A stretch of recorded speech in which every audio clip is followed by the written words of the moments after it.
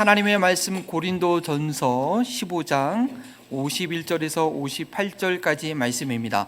성경책을 갖고 계신 분들은 다 찾으시고요. 오늘은 마태복음이 아니고 고린도전서에서 제가 성경 자막을 준비했습니다. 그래도 성경은 꼭 찾으시기 바랍니다.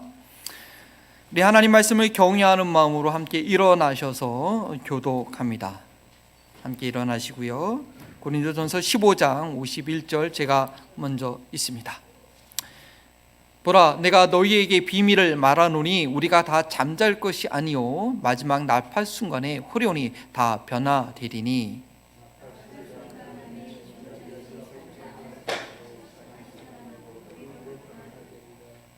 이 썩을 것이 반드시 썩지 아니할 것이 입겠고 이 죽을 것이 죽지 아니함을 입으리로다.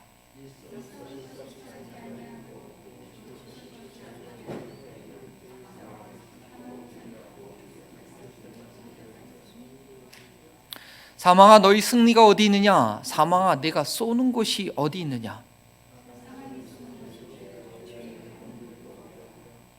우리 주 예수 그리스도로 말미암아 우리에게 승리를 주시는 하나님께 감사하노니, 그러므로 내 사랑하는 형제들아, 견실하며 흔들리지 말고 항상 주의 일에 더욱 힘쓰는 자들이 되라. 이는 너희 수고가 주 안에서 헛되지 않은 줄 알미라. 아멘. 이는 살아계신 하나님의 말씀입니다. 자리에 앉아주시고요.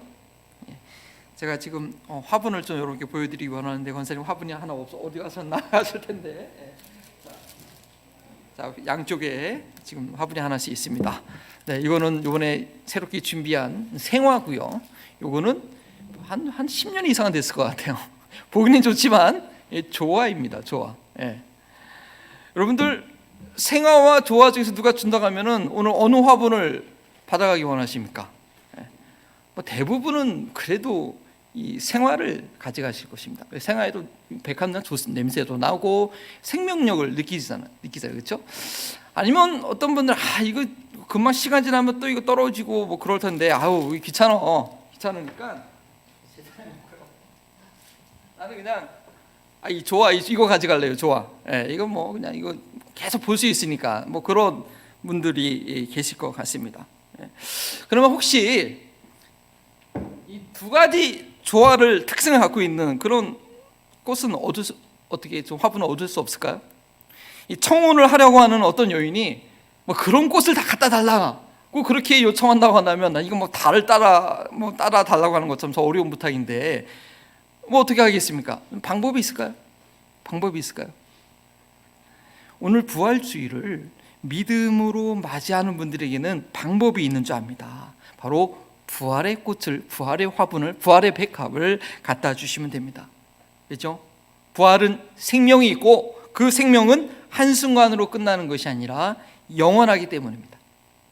마태복음에 예수님의 그 첫 부활의 역사상 상황을 아주 잘 상세하게 기록해 있습니다.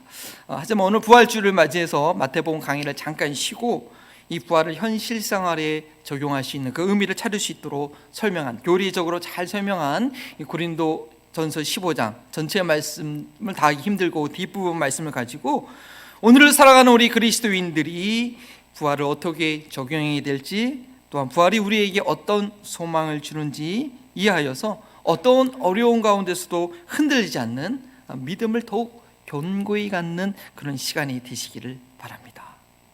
썩지 아니할 것으로 다시 살아나고, 이 부활이라는 단어 한번 보여주시면요, 스크린 보여주시면 이 부활이라는 단어 한자로 설명하면 다시 부자와 살 활자로 되어 있습니다. 다시 산다는 것을 표현한 것이죠. 그렇죠? 다시 부, 살, 활. 그리고 또 성경 원래 쓰였던 헬라어 원어로는 아나스타스라는 저런 단어를 썼습니다. 근데 이 단어 뜻이요 그냥 일으키다, raise up. 그래서 he is risen이라고 하는 게 저 원래 단어가 그냥 일으키다라는 그런 뜻입니다. 그리고 이것을 좀 더 전문 용어로 영어로 하면 resurrection이라는 단어를 쓰는데 저게 라틴어에서 갖고 온 말이죠. 라틴어 어원을 자세히 보면 다시 바로 잡다라는 그 라틴어 어근만으로는 그런 뜻이 있습니다. 제가 뭘 말씀드리려고 하냐면 이 부활 아타시나타스, 레저렉션 이 단어 자체만으로는 예수님께서 죽으셨다가 다시 살아나셔서 영원히 계시다라는 그런 부활의 정말 의미를 표현하기가 쉽지 않다라는 것입니다. 오늘 본문 말씀은 썩지 아니할 것으로 다시 살아나는 것을 부활이라고 설명하고 있습니다. 즉 영원히 사는 몸을 가지게 되는 것을 말합니다. 그것이 생명이죠. 태어난 생명이라고 한다면 언젠간 죽겠지. 그렇죠. 언젠간 죽겠지. 다 죽는 것이 이 세상에서 생각하는 그런 자연스러운 생각이지만, 상식이지만, 그것은 이 세상에 뭐가요? 죄가 들어왔기 때문에 생긴 결과이라는 것입니다. 진정한 구원과 생명은 그 사망의 문제, 모든 세상 사람들은 당연하게 생각하는 그 사망을 해결하는 것입니다. 그리고 그것이 바로 부활입니다. 그리고 그것은 죽은 이 땅에서의 시간뿐만 아니라 우리가 현재에도 우리에게 적용되는 진리입니다. 고린도전서 15장은 부활에 관해서 가장 자세하게 설명한 말씀입니다. 이 15장은 세 부분으로 나눌 수 있는데요, 오늘 읽었던 본문의 달력은 세 번째 부분으로서 죽은 사람이 어떤 몸으로 다시 살아나는가 라고 이렇게 사람들이 질문하니까 그거에 대해서 답을 하면서 사도 바울이 부활의 구체적인 모습에 대해서 설명하고 있습니다. 이미 죽어서 그 시체가 다 썩어져 없어진 사람들이 어떤 몸으로 다시 살아나는지, 이 부활을 의심하는 사람들에게는 참 궁금한 것이죠. 아주 현실적인 질문이죠. 예수님께서 부활하신 것은 그 당시에 워낙 증인들이 많이 있었고, 그 증인들이 150명이나 또 더러 많이 살아있는 상황이어서 그래 인정한다 하더라도 그 부활이, 예수님의 부활이 어떻게 다른 사람에게도 적용될 수 있냐라는 그 질문입니다.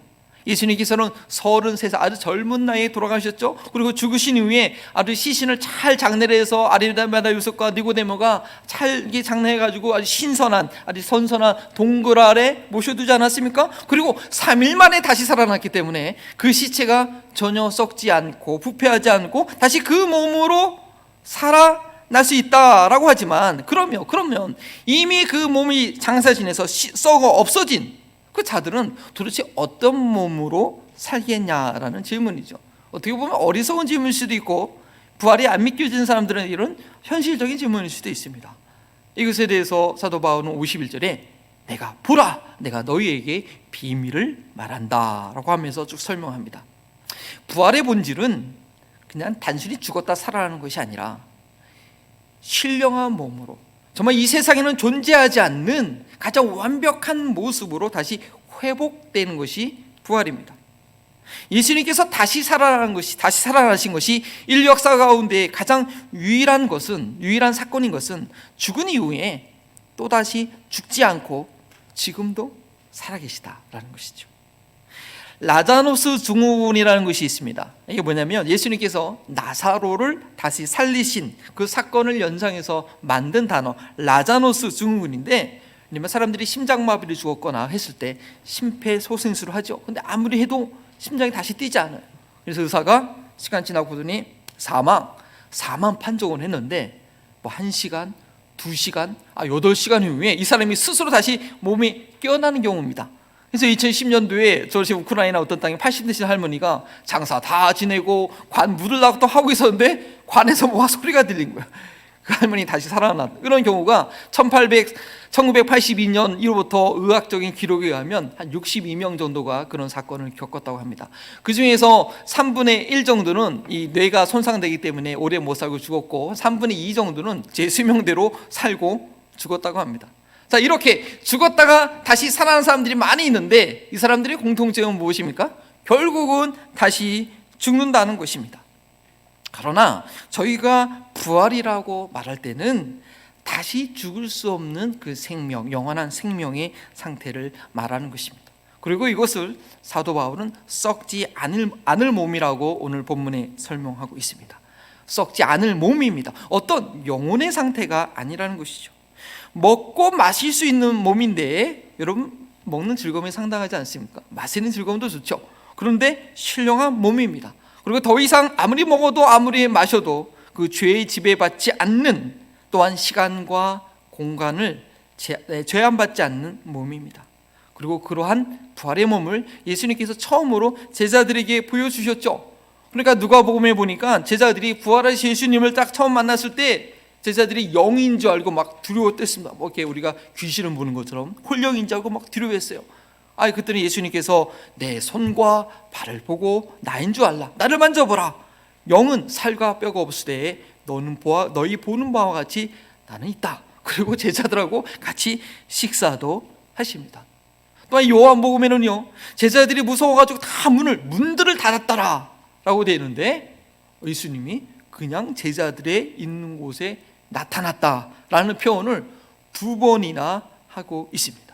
바로 이 부활의 몸은 물질이긴 물질인데 이 세상의 시간과 공간에 제한받지 않는 신령한 몸이라는 것이죠. 누가복음에 또 그런 사건이 있지 않습니까? 엠마 도상으로 실망하던 내려가던 제자들 예수님과 대화를 하는데 얘들이 못 알아봐요.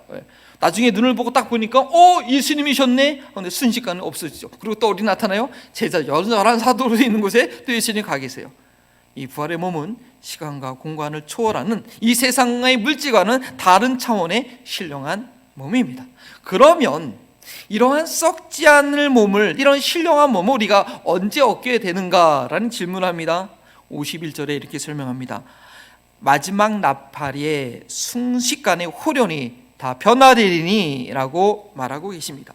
예수님 승천하셔서 지금 하나님 보호자 우편에 계신데 그 예수님께서 이 세상 마지막 날, 종말이라고 하죠, 심판하시러 다시 오실 때 나팔 소리와 함께, 성경적 표현은 나팔 소리가 했겠지만 그게 어떤 소리인지 할 때가 웅장한 모든 전 지구 사람들이 다 들을 수 있는 그 소리와 함께 주님 오실 그날에 그 부활의 몸을 얻게 된다고 합니다. 그때 52절 말씀대로 죽어서 썩어 있는 이들의 몸이 그들이 먼저 부활의 몸으로 다시 일어나게 되고, 그 당시에 살아있어서 육체를 가지고 있던 그 사람들도 휴거라고 하죠, 신령한 몸으로 변화된다고 합니다.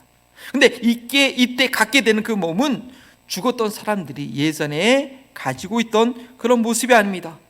살아있는 상태에서 부활의 몸을 얻은 사람들도 그때 내가 변화되는 그 순간의 모습이 아니라는 것이죠. 완전히 새로운 모습입니다. 부활하신 예수님을 처음 본 마리아는 제대로 알아보지 못했습니다. 동산직인 줄 알았어요. 제자들도 예수님을 보고서는 누군지 몰랐어요. 예수님의 그 손자국과 못자국을 확인한 후에야 그때야 눈이 떠서 예수님이시구나 라고 고백하고 있는 것을 보죠. 고린도전서 15장 중간부분에 보면 그리스도인들이 얻는 이 부활의 몸은 각자의 영광에 따라 다르게 나타난다라고 설명하고 있습니다.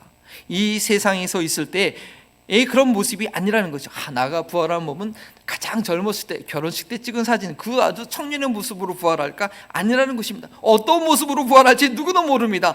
헌신한 만큼 그 영광이 주어지는 것입니다. 그러나 천국에서는 모든 건 아니까 저분이 저 장로님이셨네, 오 마이 굿니스, 막 이렇게 누군지는 알지만 이 세상의 우리가 가졌던 그 모습은 아니라는 것이죠. 그래서 정말 저희가 갖고야 될 그 모습은 영원히 가지게 될 그런 부활의 모습입니다. 지금의 몸은요, 아무리 운동을 하고 아무리 화장을 해도 자꾸 세해지고 낡아질 수밖에 없습니다. 아무리 운동해도 더 이상 근육이 생기지 않고요, 이 화장빨이 안 받을 그날이 누구나 다 오게 됩니다. 그러나 주님 다시 오실 때 얻게 될 부활의 몸은 내가 이 땅에서 어떻게 살았느냐에 따라서 결정되는데, 그건요 한번 딱 결정되면 바꿀 수 없어요. 영원히 그 모습 그대로 유지하게 됩니다. 따라서 저희는 기회가 있는 대로 부활의 주님을 만나기 전에 최선을 다해서 주님의 뜻대로 살아서 그 영광스러운 모습을 잘 준비해야 될 것입니다. 부활의 몸을 예수님께서 다시 재림하실 때 얻게 된다고 한다면, 그러면 지금 죽어 있는 자들은 도대체 어디에 있는 것입니까? 무엇을 하고 있는 것입니까? 이 땅에서 육체의 생명을 가지고 살아가고 있는 우리의 입장으로 볼 때에 그들은 잠자고 있다라고 표현하고 있습니다. 사도 바울이 계속해서 말하고 있는 건 잠자고 있다, 깨어난다라고 얘기하고 있죠. 왜냐? 그들은 아직 부활의 몸을 입지 못하고 영혼과 몸이 분리된 상태이기 때문입니다. 시간의 개념이 없는 영원의 관점에서 본다면 거짓 나사로처럼 아브라함의 품에 안겨있고 십자가상에서 예수님을 믿었던 강도처럼 예수님과 함께 이미 낙원에 머물러 있습니다. 그러나 우리가 이 땅의 시간의 관점에서 본다면 그들은 아직 부활의 몸을 얻지 못하여서 몸이 없는 영혼의 상태라는 것이죠.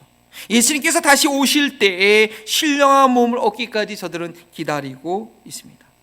따라서 부활의 몸을 얻은 이는 오직 예수님밖에는 아직은 없습니다. 그래서 우리는 예수님을 부활의 첫 열매라고 하고, 구원받았다고 하는 모든 성도들은 구약에서부터 진짜 오늘날까지 모든 성도들은 이 부활의 몸을 소망하고 기다리고 있습니다. 그러면 앞으로 이 부활의 몸을 얻을 그리스도인들은 어떤 소망으로 어떻게 살아가야겠습니까?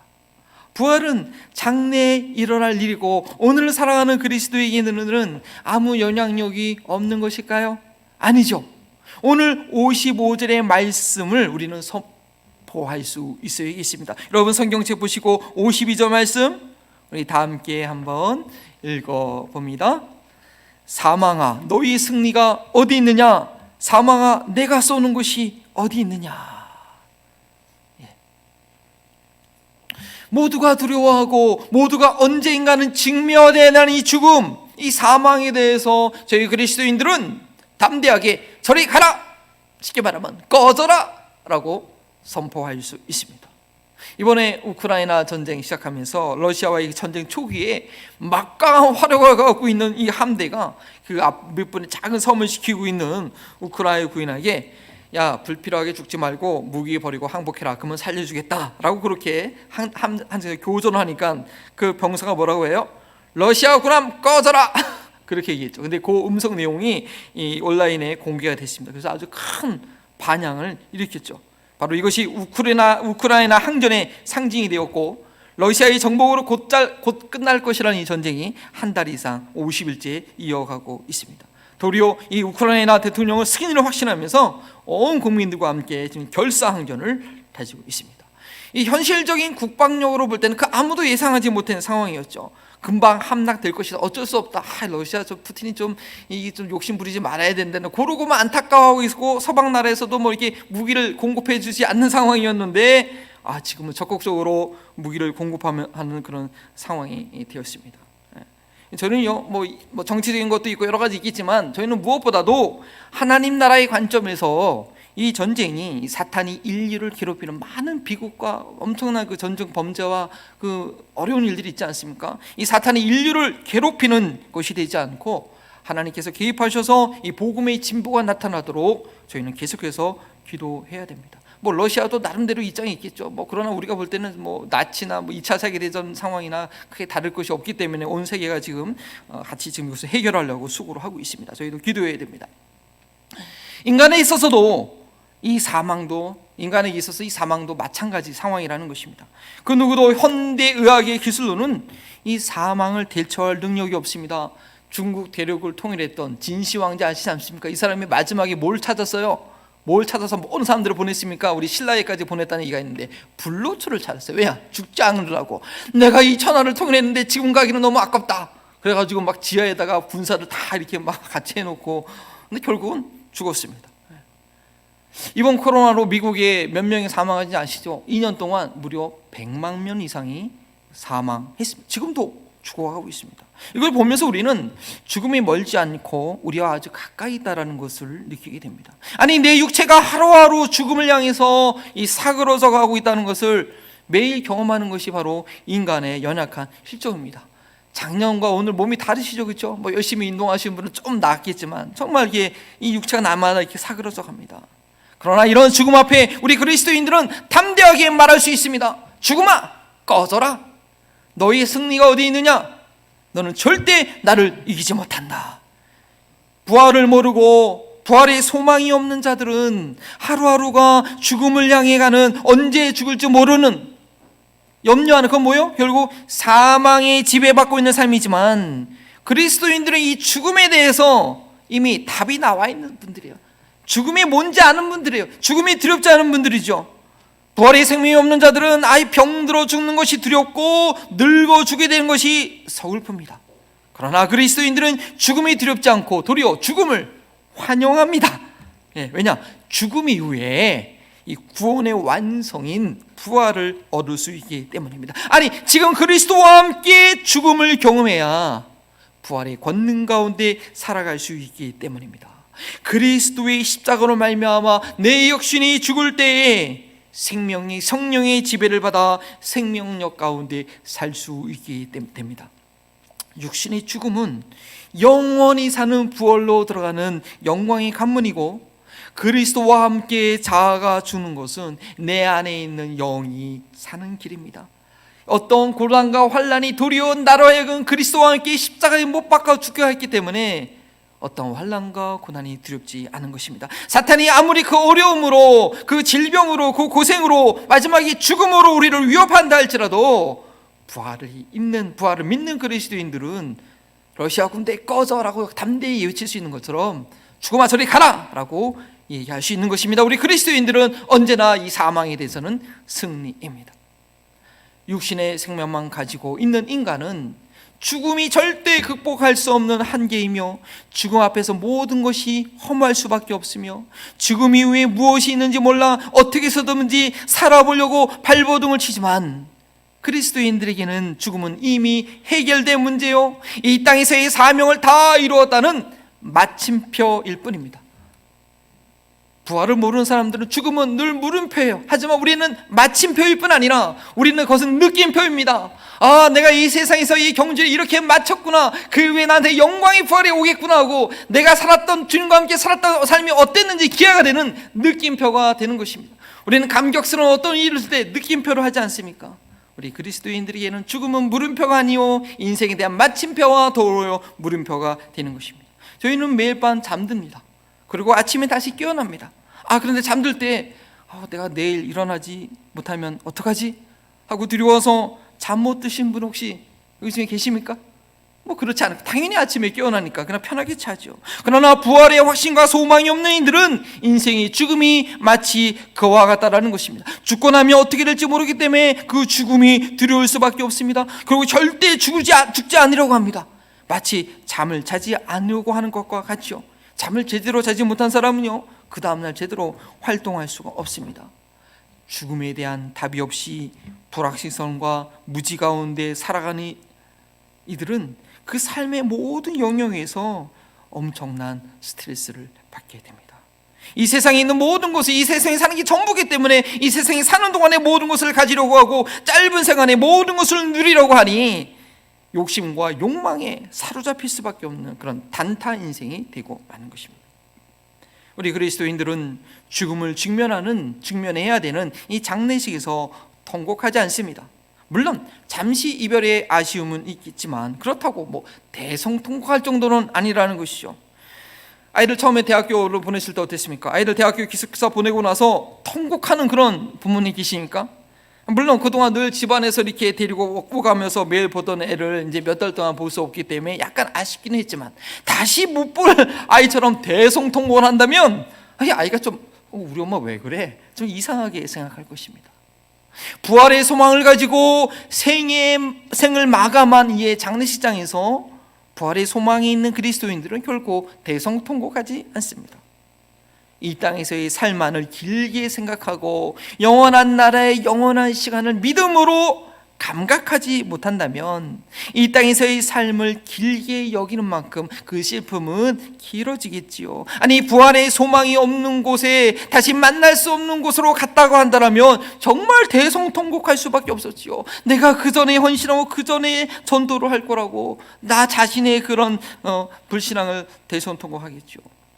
따라서 저희는 이 땅에서 부활을 소유한 자로서 살아가야 하고, 내가 가까이 하고 있는 지내는 이들이 부활을 소유하고 있는지 확실히 확인해야 됩니다. 또한 영원히 함께할 그곳에서 가장 멋진 모습을 보여줄 수 있도록, 너무나 초라한 모습이 되지 않도록 이 땅에서의 삶을 믿음으로 가꿔야 됩니다. 이 땅에서 좀 초라하게 사는 거 괜찮습니다. 100년만 지나면 다 없어집니다. 그러나 저 나라에서는 영원토록 봐야 돼요. 영원토록 있어야 돼요. 거기서의 삶을 좀 준비해 둘 필요가 있습니다. 따라서 사도 바울은 부활에 대한 설명을 마무리하면서 뭐라고 얘기합니까? 견실하며 흔들리지 말고 항상 주의 일에 더욱 힘쓰는 자가 되라고 권면합니다. 부활의 소망이 있는 자들은 장래에 나타날 그런 부활만 기대하고 있는 사람들이 아닙니다. 미래에 올 것이 확실하다면 그것은 현실에 반영되어야 되지, 반영되지 않으면 그건 몽상입니다. 여러분, 부활을 믿습니까? 부활이 확실합니까? 그러면 그 부활의 능력이 우리의 삶에 반영되어야 된다는 것입니다. 부활을 믿음으로 인해서 저희는 오늘 어떠한 모습으로 살아가야 됩니까? 오늘 권면하고 있는 말씀처럼 그렇기 때문에 어떤 환난 가운데도 흔들리지 말고 영원한 하나님 나라를 위해서 힘쓰라고 하는 것입니다. 흔들리지 말고, 견실하며 흔들리지 말고, 어려움이 찾아오면 혼란과 의심에 빠지기 싫습니다. 갑자기 병이 걸린다든지, 자녀에게 문제가 생긴다든지, 아니 경제적인 문제가 도저히 해결이 안 되든지 하면 내가 믿고 의지하고 있던 것에 대한 그런 회의가 생깁니다. 그러나 부활을 믿고 그 영광을 볼 수 있다고 한다면 이 땅 위에서 100년도 안 되는 그 시간에 겪는 일 때문에 영원한 시간을 놓치는 어리석음에 빠지지는 않을 것입니다. 사도 바울은 그리스도로 얻고 그 안에서 발견되기 위해서 이 세상에 있는 모든 것들을 배설물로 여긴다고 했습니다. 여러분, 배설물 알죠? 이 세상의 모든 것들을 배설물로, 왜냐? 그리스도로 얻기 위해서. 부활이 없는 자는 이 세상에서 누리지 못하는 것이 나는 왜 이것도 없고 왜 나는 것이 실망으로 다가오겠지만, 부활이 있는 자는 이 세상에서 누리지 못하는 것으로 인해서 도리어 내가 붙들지 말아야 될 배설물이 무엇인지 확인하게 되는 것입니다. 이것이 부활의 영광을 보는 자와 보지 못하는 자의 이 세상을 바라보는 관점의 차이입니다. 부활이 없는 자는 이 세상의 끝에 있는 죽음의 관점으로 볼 수밖에 없지만, 그래서 욕심을 부리고 어떻게 해서든지 취하려고 하지만, 부활이 있는 자는 이 세상 끝에 있는 생명의 관점으로 보기 때문에 이 세상이 전하는 사망과 그것들 가운데 부활의 생명력을 불어넣을 수 있는 자가 되는 것입니다. 예수님께서는 죽은 나사로를 다시 살리실 때 나사로의 누인 마리아에게 확인받은 믿음의 고백이 있습니다. 우리 아까 교동문 할 때 읽었죠. 예수께서 이르시되 나는 부활이요 생명이니 나를 믿는 자는 죽어도 살겠고 살아서 믿는 자는 영원히 죽지 아니하리니 이것을 내가 믿느냐? 마르다의 믿음을 요청하고 있습니다. 그렇게 믿었다고 고백할 때 바로 나사로는 살아나게 됩니다. 부활의 믿음이 있는 자들은 죄와 사망의 권세에 눌려있지 않고 생명의 역사를 일으키게 되는 것입니다. 부활하신 예수님께서 살아계시며 그 부활을 믿는 이들과 함께 하시기 때문입니다. 주의 일에 더욱 힘쓰는 자가 되라. 여러분들 주어진 삶을 잘 살기 위해서 참 수고가 많으십니다. 각장에서, 가정에서, 직장에서, 사업장에서 지금 모두가 열심히 살아오고 계십니다. 그러나 그것이 꼭 써질 것만을 위한 것이 아니기를 바랍니다. 물론 이 땅에서 살아가는 것에 필요한 것이 있겠지만 1년 쓰고 없어질 것, 아니 만년 사용해야 10년 쓰고 없어질 것을 위해서 여러분의 소중한 인생을 소진하지 않게 되기를 바랍니다. 주님께서 맡겨진 일을 잘 감당하여 부활의 주님을 다시 만났을 때 칭찬받고 상급받는 저희 모두가 되기를 소원합니다. 이 땅에서의 삶은 단 한 번뿐입니다.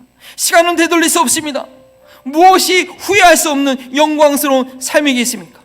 아무리 부귀하게 누려도 길어야 100년뿐입니다. 주를 위해서 헌신한 삶이 없었다고 한다면 영원한 나라에서 우리는 영원히 초라하게 지내야 됩니다.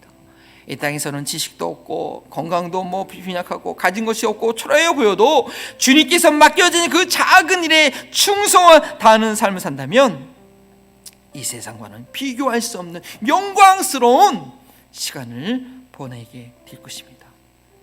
종말에 일어날 부활을 믿는 자로서 지금 항상 주일에 힘쓰는 여러분과 우리 모두가 되기를 바랍니다. 그런 믿음을 가지고 다 함께 일어나셔서 우리 찬양 드리십니다.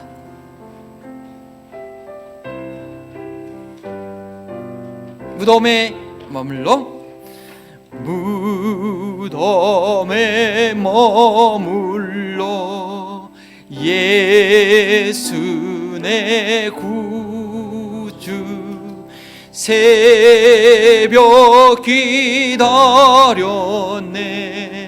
예수 내 집 원수를 다 이기고 무덤에서 살아나셨네 어둠을 이기시고 나와서 함께 길이 다스리시네 사셨네 사셨네. 예수 다시 사셨네. 사셨네. 다시 한번. 사셨네. 사셨네. 예수 다시 사셨네. 제가 다 함께 기도할 때 정말 저희 교회가 이 부활의 생명력이 넘쳐날 수 있는 교회로 세워질 수 있도록 우리 함께 기도하기 원합니다.